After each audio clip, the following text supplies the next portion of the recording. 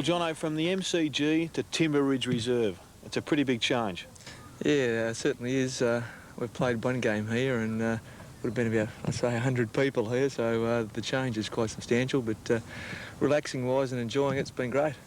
How have you found the coaching role? You don't appear to have lost any hair yet.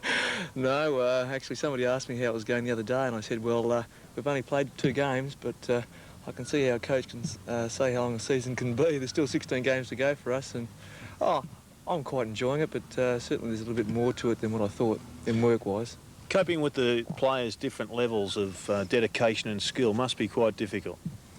Yeah, the first night of official training it was a bit hard because there were a lot of guys that were unable to turn up for various reasons, work functions, parties that were on, or they're going away for a trip for the weekend, so that made it a bit difficult, and those type of excuses I suppose I've got to get to accept. Any aspirations at an AFL level coaching job? Oh, Gerard, that's for me that's a long way off. I think if I can get through this year and have a reasonably good year this year, I'll be quite happy and I'll look at it from there. John, it must have been a real temptation when Melbourne began with their overtures not so long ago.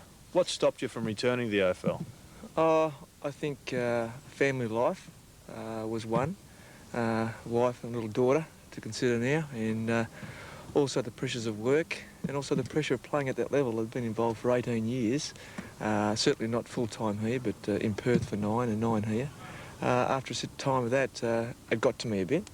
It wasn't to say that I wasn't enjoying it, because I was.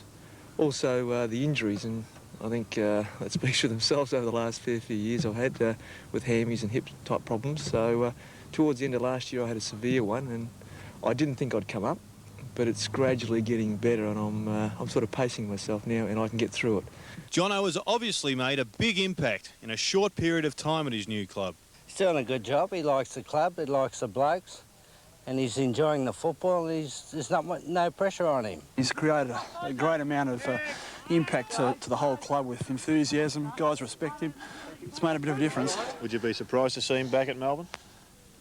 I think when I see him at half-time after he's trying to collect his bumps and bruises, I would be surprised to see him back at Melbourne. Melbourne supporters live in the hope that Jono will one day return to the MCG. But is that view shared by the match committee?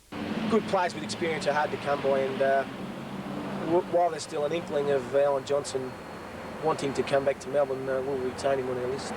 And Jono, any truth in the rumour that has you playing at Melbourne in 1992? No truth at all, Gerard. You believe him, Ross? No chance at all going back? I guess you've got to make a decision. Younger, perhaps give it a shot, but he's made that decision. He's old in terms of body capabilities, and whilst his mind might be sprightly, he's just got to give it away, and he's done the right thing.